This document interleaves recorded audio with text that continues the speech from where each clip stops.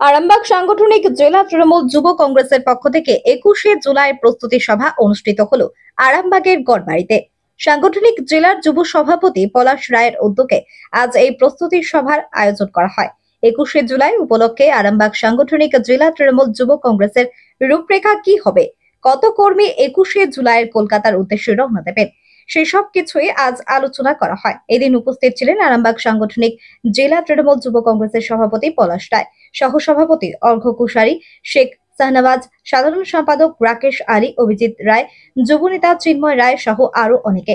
এদিনের প্রস্তুতি সভা সম্পর্কে যুব সভাপতি পলাশ রায় কি জানিয়েছেন শুনুন।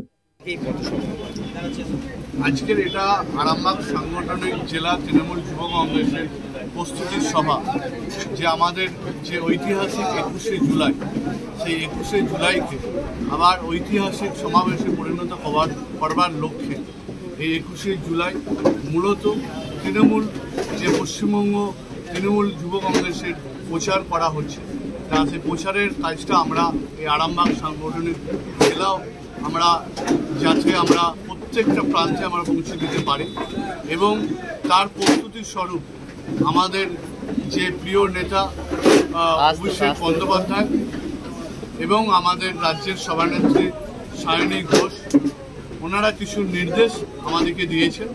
সেই নির্দেশ আমরা যে 21শে জুলাইকে সফল করার উদ্দেশ্যে এই আরামবাগ সাংগঠনিক জেলার আজকে আমরা একটি প্রস্তুতি সভা করলাম। স্বাস্থ্যসাথী মান্যতাপ্রাপ্ত মাল্টি স্পেশালিস্ট ও রোগী পরিষেবার বিশ্বস্ত প্রতিষ্ঠান দেবনাথ হসপিটাল।